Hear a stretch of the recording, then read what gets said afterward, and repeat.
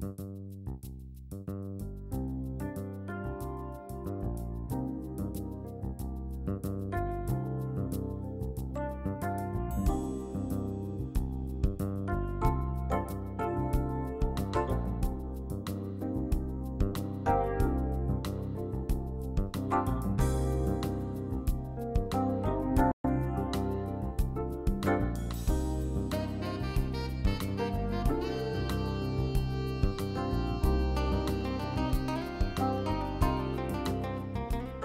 morning, good afternoon, good evening, good whatever time of day it is. Thank you for tuning in to Conversations with Dr. Don.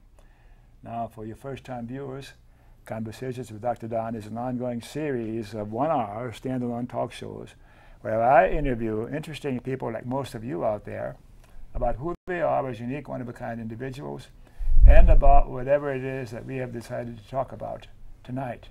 And tonight, as you can see from the title of the show, cancer, prostate cancer survivors, and I've got some heck of a stories here from these 4 gentlemen who are my guests tonight. So let me introduce my guest. Here to my left is John Poling, who's been a regular on the show for a number of years. He comes back time and again, and I can't get rid of him. And to his left is Carl Royer. Carl Royer, who's a friend of John's. Yeah, and to my right here is John's brother, Luke Poling. Yeah, I got that. And Clyde. Exactly. Clyde, your last name? Horny. And we've got some stories. We're going to need more than 1 hour, Mr. Director. We're going to need to extend this for about 3 hours. There's some interesting stories. I've talked a little bit about to a few of these guests before about their adventures, quotes, with cancer surgery and prostate cancer. So normally the first half of the show is where I talk to my guests about who they are personally, so my viewers have an idea who my guest is as they talk about issues and their opinions. But because there's 4 of us and we've got so much to cover, I'll ask you just to say a few words about who you are personally, where you were born, and how old you are, whatever else you think that the viewers would find of interest and useful in hearing you talk to them about your stories with prostate cancer. Will you start, John? Well, I was born in Clovis, New Mexico, but my parents left there when I was 6 months old, and I'd never been back. But every time you go to register, where are you born, I remember, oh yeah, that was Clovis. We came to Oregon in 49, and this is where my heart is, and this is where my memories are. 49, that's a long time ago. Yeah, it is. Yeah, how are you feeling right now? I'm feeling great. I love being on your show. You've been on enough. You're always a good guest. Thank you. And let's go to Carl next and say a few words about who you are personally. Well, I was born in Portland, Oregon. A native. Yeah, almost 70 years ago, and I moved to Vancouver, Washington about 11 years ago, 12 years ago. And personally, I've been in residential home building or some aspect of homes all my life. Yeah, John, you didn't say anything about your business. What kind of monkey business have you been on your life? Oh, there's too many to talk about, but let's move on. I do community connection, and that's what I'm hoping you have listed here. Community connections, yeah. Google community connections. Right. And they'll learn about you and what that means. And if they Google my name, they'll learn a whole bunch more that they don't even need to know. There'll be more of that, I promise you. Right. And okay, I've got some important questions for you, Luke, because there's some things about John that he won't tell me. Can I ask you? You can ask. Who are you, Luke? Say a few words about yourself, please. Yeah, Luke Poling. I was born in Bakersfield, California. As John said, we moved to Portland in 1949, and I'll be 70 next month. Been a machinist, machine shop manager, and machine shop owner. Okay, thank you. And Clyde. Yes. Who are you? I was born in Portland also in 1943 while my father was serving with the Army Air Corps. And I've lived here just about all my life. A few brief escapes to my aunt's ranch in near Sheridan, Wyoming. And as far as an occupation goes, we developed software for insurance companies for 24 years right here in Portland. And we started back when we had two primary goals. One was to sell them our software, but first we had to get them set up with computer equipment. So I was on the leading edge. We had one programmer who worked for us that was the source for the early internet. It was called FidoNet at that time. And he used his computer when he was at work at Agency Automation, our company. He left his computer on at home so that the early internet traffic could be routed through his computer in southeast Portland and out to the various computers that were on the FidoNet in Portland. Are you a geek?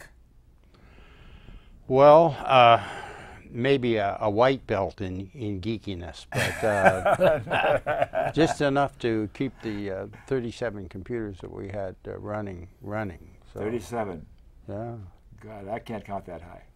Well, we didn't have to turn on the heat much in those days because it did that for us. So. Interesting. Well, I'm just so pleased to finally get you guys here, because as I was saying earlier, the stories you have about your adventures. And John, why don't you set the stage for us, since you're the primary gatherer of these gentlemen? Well, they're all my friends and family. Uh-huh. Well, I got started before I knew about what these guys know about, so I thought I'd tell my story, what not to do, because my doctor said, you had a prostate problem, and I said, well, what do I do about it? And he said, well, you have two choices, chemo, or we cut it out. And I said, I don't want to go chemo. I don't want my hair to fall out. I had good hair in those days. Well. And I said, so I'll go with the operation. He just picks up the phone, called from the Providence Plaza over to the Providence Hotel. That's here in Portland? I'm in the hospital, yeah. And registered me in a room the next day, and whack, he cut it out. And I said, you sure there's no options? And he said, just cancer. And I said, well, okay, that's all the options I have. I guess so. I said, but I want your assurance before I do this. It won't affect my sex life. You know, I ran a singles club, and that was important to me. And he said, oh, no, it will never affect that. I said, okay, well, that's all I'm worried about, so cut it out. Well, guess what? It really does affect your sex life. And I never forgave him for that. So then I started, of course, having had the operation, I started paying attention to the news and all this.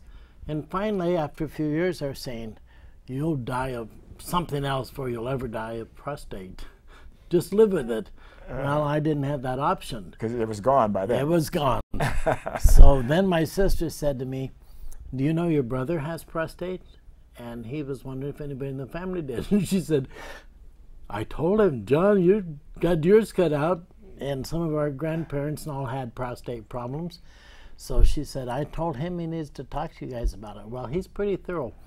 He called around, he talked to all of the relatives, and he found out there was a place in Canada that had an alternative treatment. You're talking about Luke here? Yeah, that was Luke. Yeah. So I thought, well, that's real interesting. I didn't have that option. But he's more thorough than that. He's very investigative, mathematician to do that machinery, you know. And so he came up with another place, and that was in Germany. So we talked about it, and he told me, he said, you know what? He said, for the same money of my contribution on the health insurance, I can go over there, take my wife, have a vacation. I said, what kind of a deal are you getting into? I didn't want to believe that because it went against what I had already done. So then when Carl, my friend, told me that he had prostate, I said, wow, you got to talk to Luke. We all went to Benson High School, you know, together. Yeah. And so he said, I would like to do that. So we went to this reunion that they have every month, and Carl talked to Luke, and Carl's very investigative, and he checked everything out, and he said, I think I'll do that. And do what? Go over there to Germany and take this alternative. Carl loves alternative medicine of everything, and So their stories are greater than mine because I made the mistake. It's too late. I'm the one that tells you what not to do. These two guys will tell you what to do. And then I think, after I heard about Clyde, he hasn't made the decision yet. I don't know. We'll find out tonight what he's doing. I don't think he's been butchered or gone anywhere yet. So do you have prostate cancer, Clyde? I do. Uh-huh. And you haven't decided what you're going to do about it? Well, that's partially true. Mm-hmm. Technically, I still have it. If you use the definition of still having it, that your prostate hasn't been removed. But just about any other treatment that you can think of, the way it's determined whether you have it or not is by follow-up tests. Yes. One is the PSA. PSA, and there's other tests that are available besides the PSA. And as far as those tests go, if I was to go in under a new doctor and say, would you check me for prostate cancer, because I understand at my age a significant number of elderly men have that, I'm sure he'd come back and say, well, you don't have to worry because your PSA is 0.43 or 0.47. That's where it usually runs. So, you know, what's your definition? Do you have cancer? I mean, I didn't have it cut out. I didn't have chemotherapy. I didn't have the radioactive seed implants. Mm-hmm. I didn't have radiation. So I guess on an allopathic level, I still have prostate cancer. Mm-hmm. And you have no symptoms and you're feeling fine?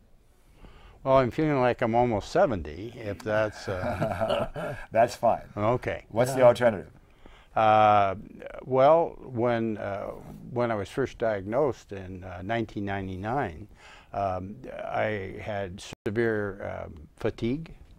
I had trouble sleeping. I had night sweats. I had a lot of inflammation. They told me it was inflammation because I would get quite stiff. It would be painful to move in some ways. Mm-hmm. And so I definitely don't have those problems anymore. So right now your decision is to do nothing? Oh, it's not nothing. I have a routine of supplements, mm-hmm. diet, mm-hmm. You know, things like that. And the better I adhere to those, the lower my PSA goes, and the better I feel, actually. Would it be appropriate now to hear a little bit about his diet? Sure, that's important. What's about your diet? Say a few words about that for viewers who may be in the same situation you're in. Well, there's several paths to the same goal, which is to not die of prostate cancer. Mm-hmm. And for some people, that's entirely a plant-based diet. I've talked to people that's been worked for them. Others have managed to do it with supplementation. I've kind of picked from all the disciplines. I try and eat less red meat. Less red meat? Or meat in general. But some of the doctors that have achieved the best results for me have stated that they believe that a cancer patient needs to have a good level of protein mm-hmm. in their system. Their concept is that you're destroying cancer cells, you need to replace them with cells that work, that can be formed properly. And they feel, in their experience, that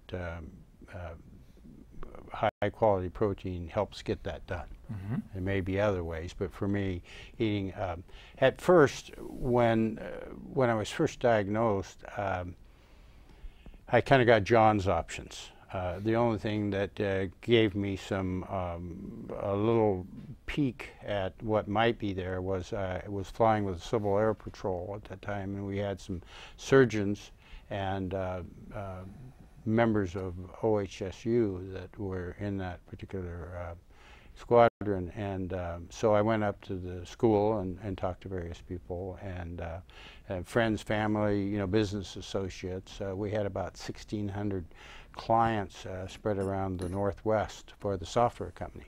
And so I had a lot of contacts, and so I started trying things. One was homeopathic, you know, strictly diet, all vegetarian.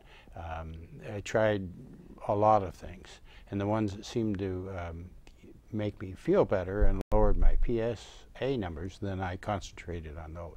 So it come down to diet, supplementation.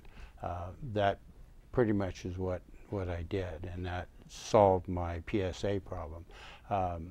Like I say, experimented, in my PSA, I would achieve holding the line on the PSA.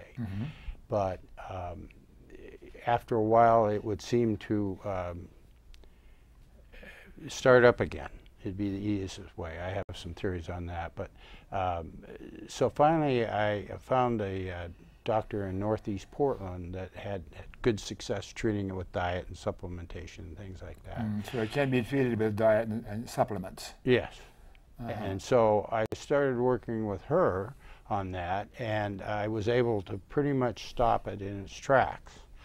But her concern was that, you know, it would then break out of whatever blockade we had for it. So she put me on a very strong supplement, and we were able to bring the PSA from, you know, going up 10 points a week to in 37 days. I can remember because I was at the airport leaving on a business trip. And is she an MD or a naturopath or what? Naturopath. Naturopath. And the PSA went from 11.7 to 1.1 in 37 days. Well, we're going to need to keep moving on because there are other stories here, but that's for the viewers who are interested in that sort of approach. If you think your PSA is high and they're concerned about you having prostate cancer, then Clyde's approach may be useful for you to talk to your naturopath or whoever it is that you talk to who got you on the right track now, and you're satisfied with what's going on. Absolutely. So there's a success right now, and you had a success too, but it was radical, John. Mine was radical, the knife. So who do we go to next? Well, Luke went into this alternative treatment before Carl. So Okay, shall we go to Luke next? But do you want to tell your story? I had some questions here. Did you send me some questions? No, Carlson. Carl sent questions, and Carl sent questions. So, what route did you take for it? Tell me about how you first got your discovered that you had prostate cancer. Well, the regular family doctor at my age here, about 2 or 3 years ago, just started routinely checking for the PSA, and he's seen it go, you know, 3.8, 4.2, and started going up every time I'd see him. And he finally says, "Better see a radiologist and get a biopsy." And he says, because the chances are, you know, 30% chance you got prostate cancer, 70% you don't. And so let's do the biopsy to be sure. Well, we do the biopsy, and I was in the 30% that do. So I was diagnosed with prostate cancer. And he's, of course, gave me the options like John. You do chemo, you do radiation, or I sharpen the knife. And how long ago was this when you were diagnosed? Just about 2 years ago. Oh, yes, okay. So, well, a little less than 2 years ago. Anyway, so he gave me a book to study up and see the pros and cons of radiation against surgery and so forth. And I asked him, what if I do neither? And he, oh, gee, you wouldn't do that. You know, you got to do something, you know. So I said, well, let me think about it. So he also had told me that it seems to run in the families. If you have a history in your family, you're more prone. So I found out that my grandfather on my mother's side had prostate cancer in his 70s. His 2 sons, my mother's 2 brothers, both passed away with prostate cancer. Wow. And then he says, be sure and check, do you have any sons of your own? I said, yes, I have 2, and they're both in their 40s. He says, well, most men in their 50s should start being checked, but if you have it in the family, then you probably ought to be checked when you're in your 40s. Well, my 2 boys were in their middle 40s. So on the phone to the boys and to let them know so that they'd get checked, which they have, and everything's okay right now.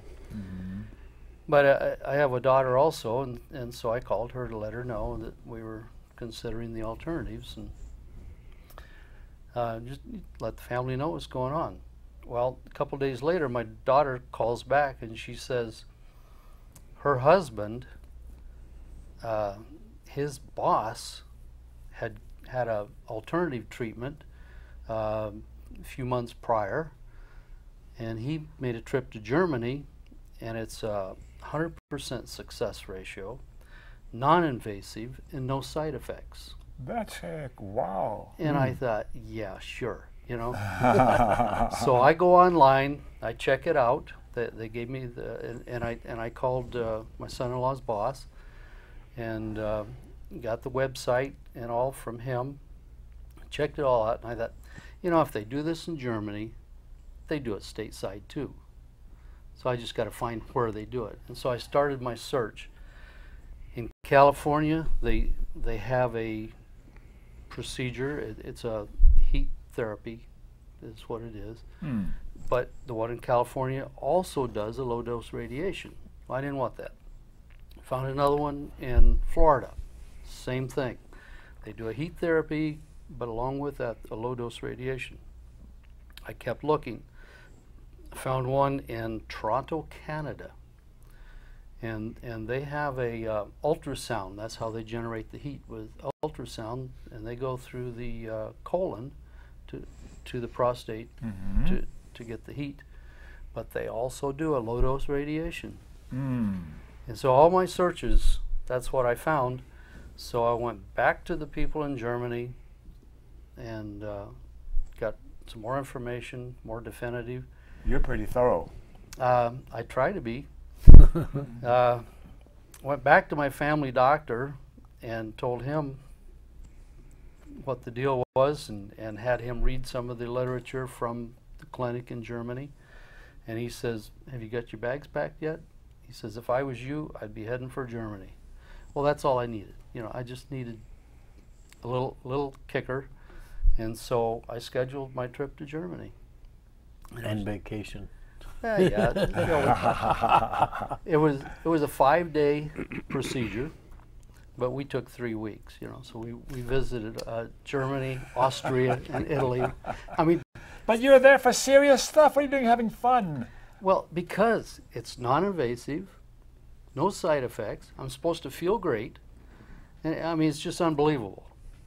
Dr. Don, you won't believe, for 5 days I had these treatments. They're 2.5, 3 hour treatments. Like I say, it was a heat therapy situation, and I had my treatments in the morning. The wife and I, my wife went with me, and after lunch we'd go for a walk through the little towns, quaint little German town, right at the foothills of the Bavarian Alps. Gorgeous country. And just a few blocks from, well, about a block from the clinic is this beautiful park with water features and so forth. And the wife and I just go for a walk. And I felt great. The whole time I didn't have any pain. No pain even during the treatment? The treatment was a little uncomfortable. No pain. But that's all. A little uncomfortable. I sat there for 2.5, 3 hours, and I read 2 books in that 5 days that I was there, because that's all I did. Just sit there and read a book. Really?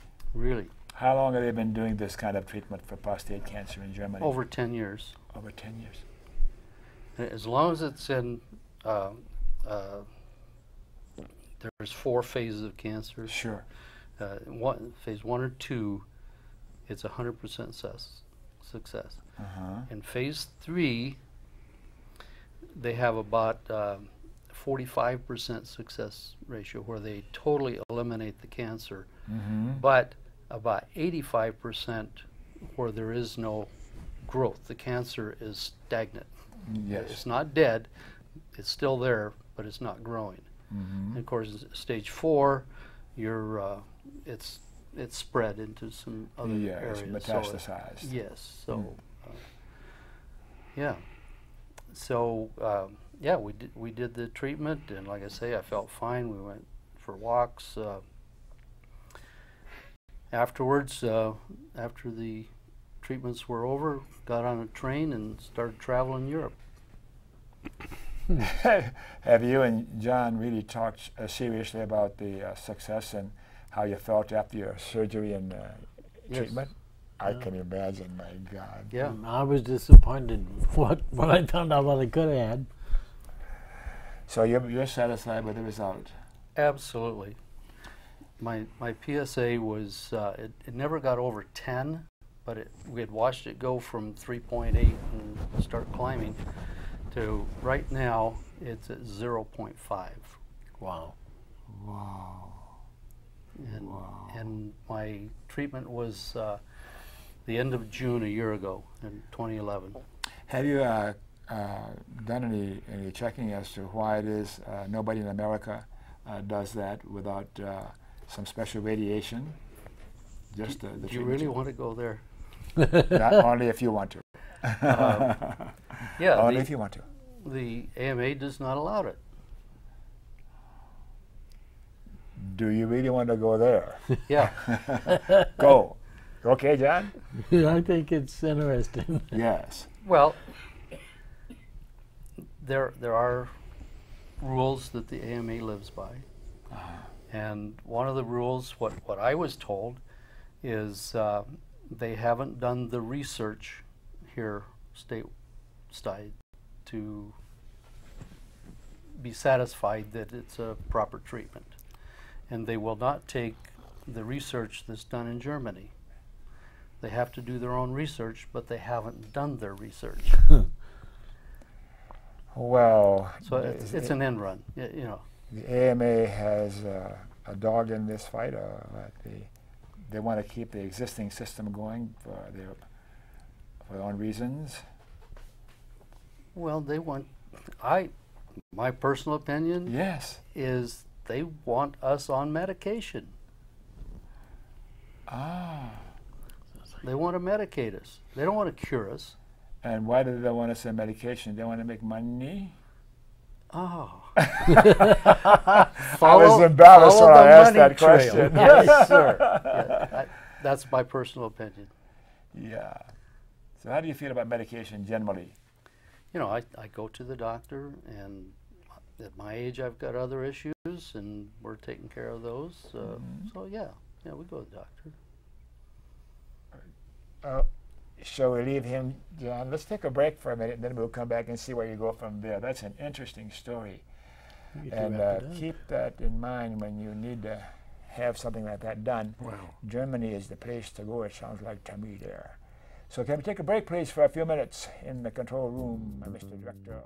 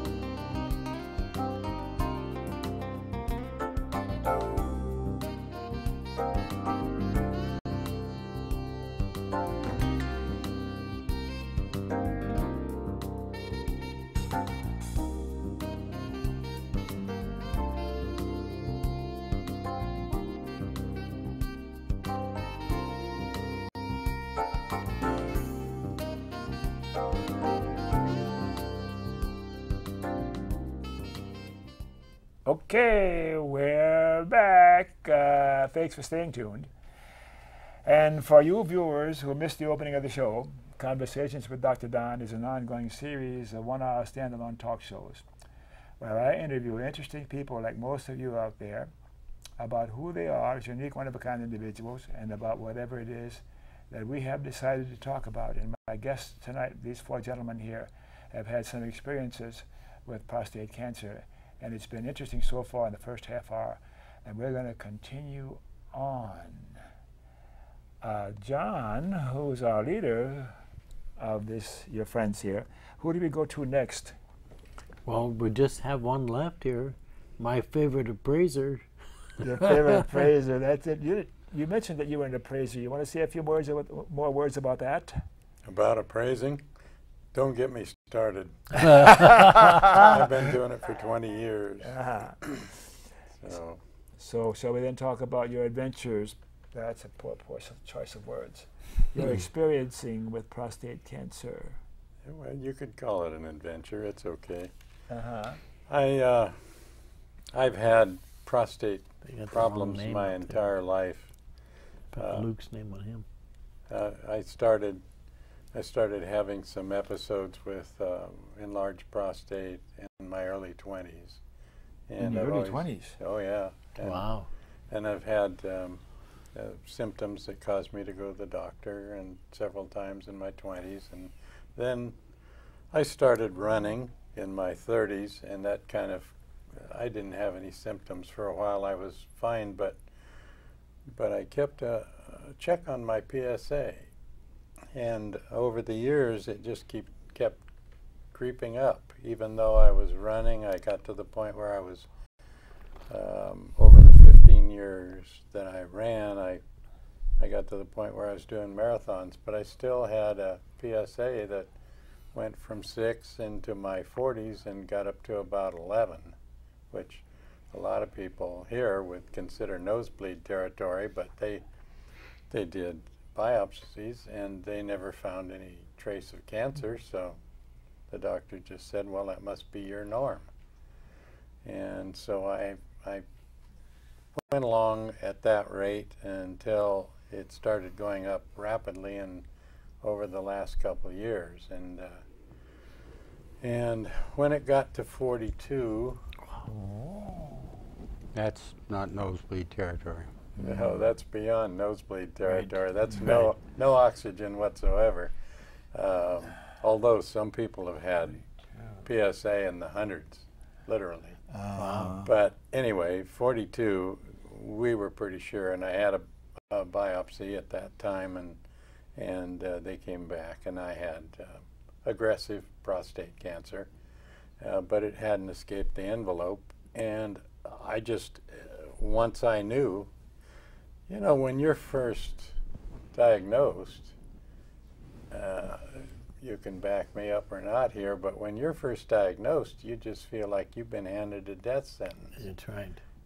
That's your feeling. That's your, all of a sudden your paradigm changes and you look at things differently. I stopped working completely at that point, and I just started doing research, and I started talking to people. And I had one friend tell me that, oh, it's probably not a good idea to tell people you have prostate cancer, because his experience was that some people do not understand, and they don't, they back away from you. Well, you know, I had to find some things out. I didn't have that option in my mind. And so I started talking to people, and among them was John. And John referred me to Luke. And then Luke told me about his daughter's husband's ex-boss, who I talked to, who had done the same thing 1 year earlier than Luke and I. And Luke had just got back at that time, last year. And so I did my checking around the same as Luke, and he told me what he found, which was nice, because I didn't have to do that type of a search. I found the place in Loma Linda where you can go every day except weekends for 6 weeks. And I didn't want to live down there for 6 weeks. And I found the place in Germany, in Bad Aibling, is the name of the town just outside of Munich. A different place than where he went. No, no, same place. Same Same place. place, Okay. Yeah, and my wife could come for an extra $75 a day. Room and board was paid. The total price was $8,500. I figured I'd pay that in deductible if I had radiation. So they canceled me at my insurance company / hospital. They canceled me on getting radiation, which was the treatment they were pointing me to. And I heard all the different things about radiation that can happen. There's a 2% chance of this and a 5% chance of this and a 10% chance that maybe that'll happen. And, you know, I added up all the percentages. It was way over 100%. I didn't like that much. Those didn't sound like good odds for me.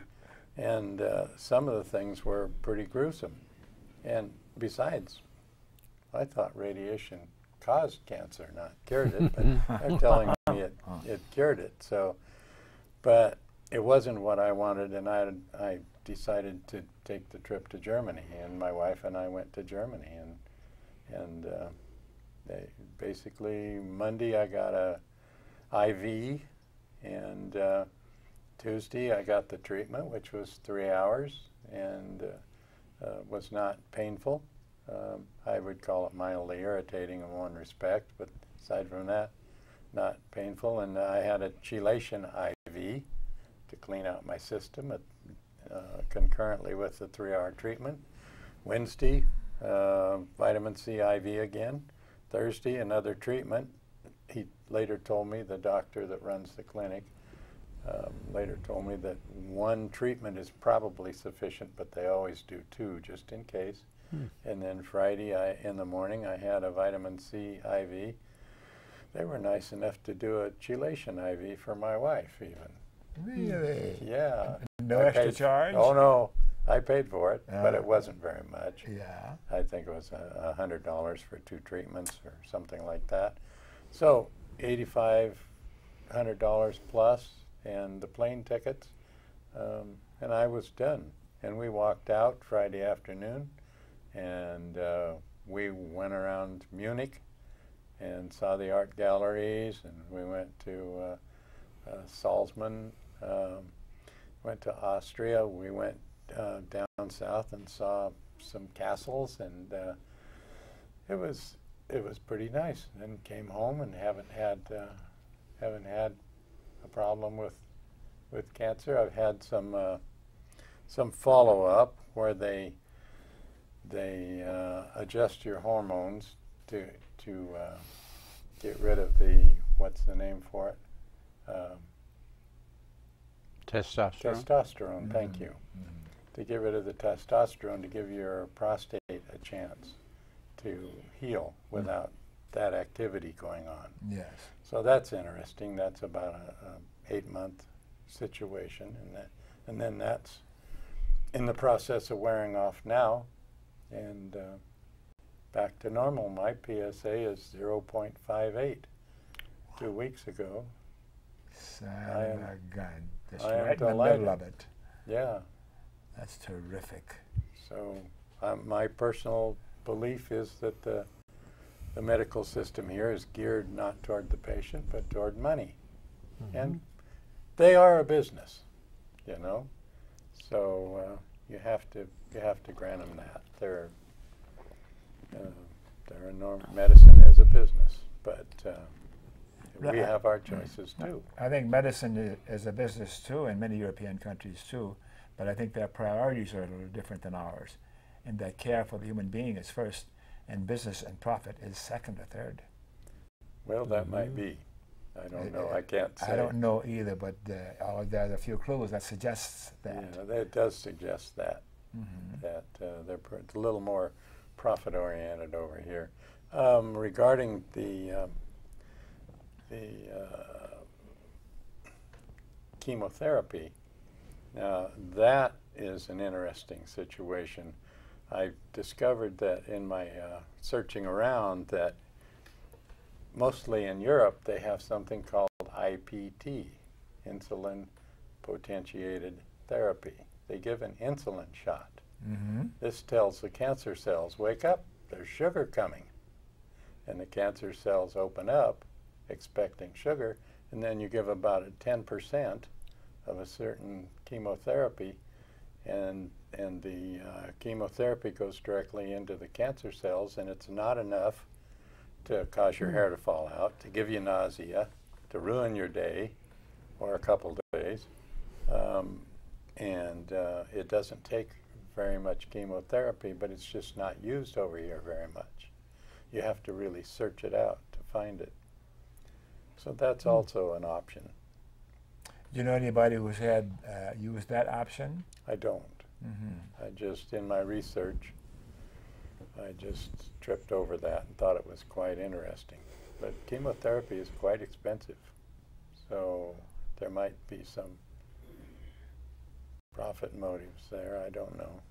I wonder why, since we have Fox News and CNN and all those kinds of news programs that give us news that's important for us, why doesn't this kind of information go out to the mass media supplied news like CNN and like that? Do you think the AMA has any influence there? Why do you think the big banks are running everything? It's the same story. Well, yeah, we can make some guesses here. The FDA and the AMA and then the NIC, National Institute of Cancer. Yes. So they have other interests that are priority over caring for the patient. Well, there's some pretty big organizations that collect a lot of money every year for cures. And it's funny, I don't know, does anybody know of a cure that's been found in the time that they've been collecting money? Mm-mm. I think it's turned into a business. Yeah, so It's I just hope my personal viewers opinion. have some idea where to go and do your own research. And my guest email addresses are up there in case you want to call and talk to them about, get some more information. I'm sure they wouldn't mind because all of us here at the table are interested in health and having a fine remaining 40 years that each one of us have here in our Is it okay if they tell us the name of this German? Oh, please do. Please do. Who knows the name?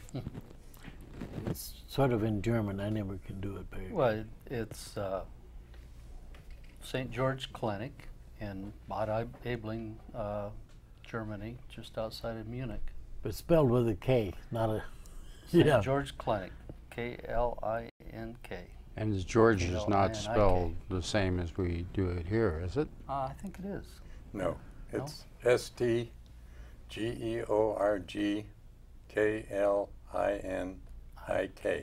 There you go.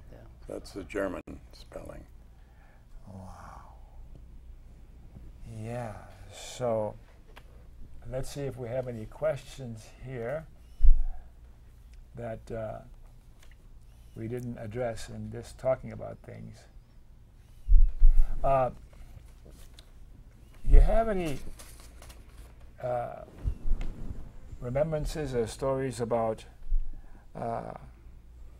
things that went on this period of time, like when you were in Europe and Germany? I know you had talked about doing touristy things and having a good time, and was your wife with you? Yes. And how were they behaving during this whole thing? Well, my wife was extremely concerned and kind of hovered, you know,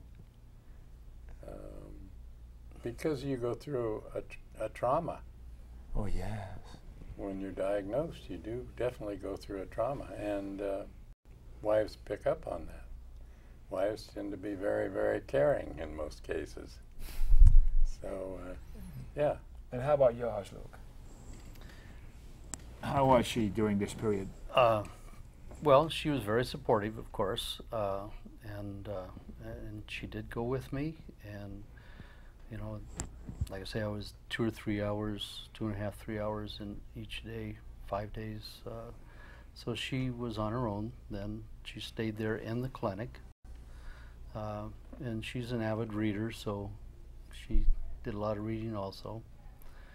But yeah, very supportive. And see, when I was diagnosed that it was truly cancer, we had just lost a good friend who was just about my age, a friend in our church that had tried some alternative treatments, you know, the diet and things like that, and it didn't work for him. And we had just lost him just like a week or two before my diagnosis, and I thought, well, I guess that's my fate, you know. Mm-hmm. So that's why I got very vigorous in my research. Yes.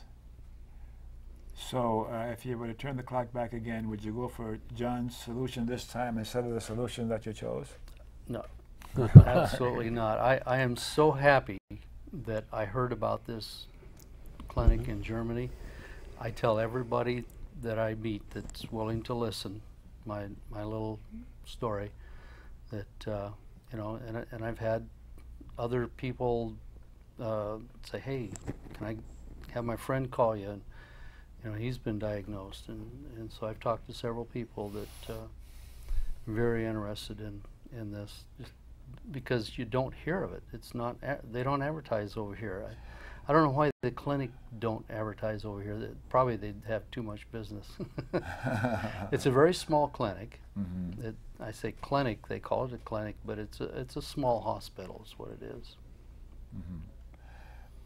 So, in looking at your life and your existence today and how it was leading up to your having the surgery, your outlook and how you feel about being alive today, is there a difference between now and before when you were wondering what was going to happen? Of course, that's a dumb question, but yeah, I know what the answer is going to be. Well, of course, it's not a dumb question, but yeah, I feel great. Mm-hmm. and you know, I was having some symptoms prior to being diagnosed that concern me, and we've got everything straightened out now, where I feel great. For my age, you know, we got the aches and pains, of course, but yeah, I wouldn't think twice about going back, but I'll not have to make that decision, because what they did is they killed the cancer. And what I was told, that the dietary things, and you know, Clyde can prove me wrong, but that will slow down the growth, but the cancer is still there. You'll never really have the cure until you kill the cancer, and that's what they do in Germany. They kill the cancer so that the prostate then can heal itself. And so my prostate is fully functional right now. Mm-hmm. And it's been just over a year since I had the procedure. How about you, Carl? Would you say that your outlook on life and is different now than before, when you had the anxiety about what's going to happen to me and what is this cancer going to do to me?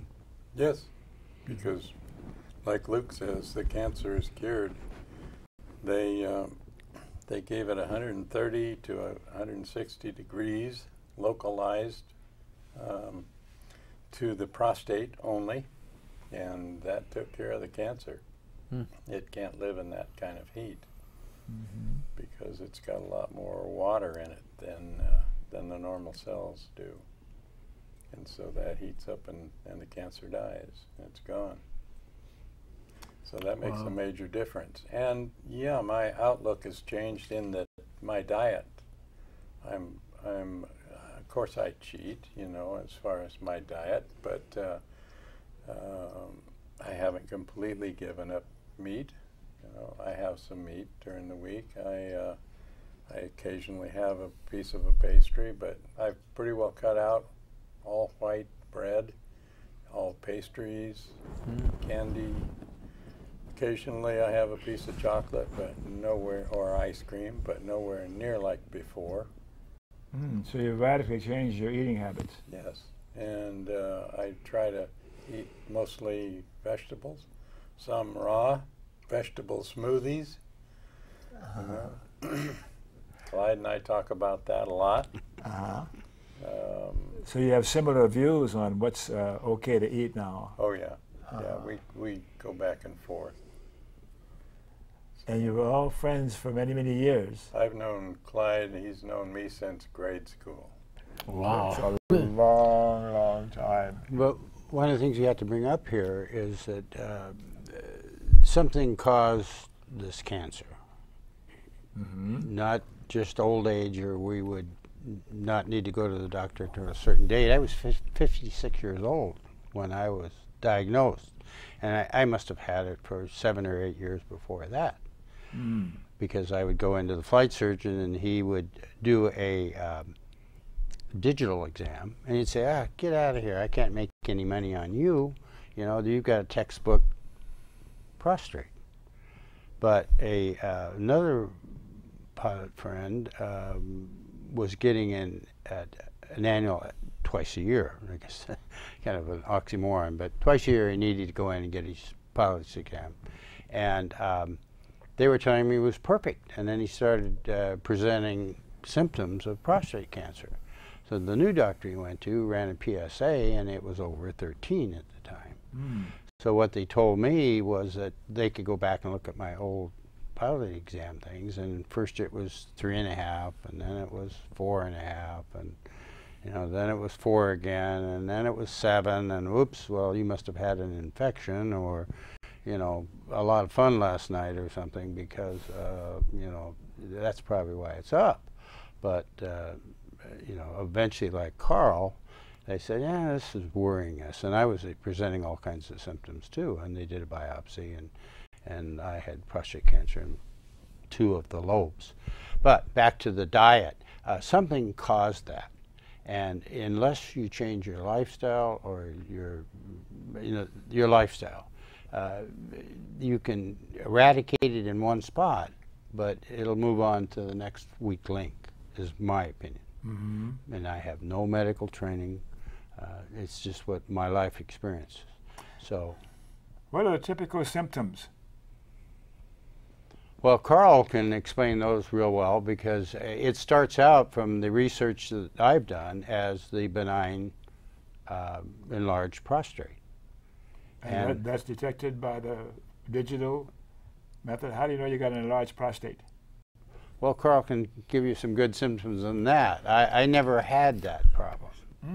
This manifests itself several ways, but An enlarged prostate causes you to get up and go to the bathroom several times a night, or you can get an infection that may or may not go along with the enlarged prostate, but the enlarged prostate reduces urine flow. I remember I've been there. Yeah. I've had the roto-rooter many years ago. My father had the roto-rooter. You know what that is? That's why they go in and open the urethra so that you can pass urine more naturally and freely. Yeah, I had that. You've had that too, John? Oh yeah, they ran this little brush right. Oh, that was painful. Let's don't talk about that. yes.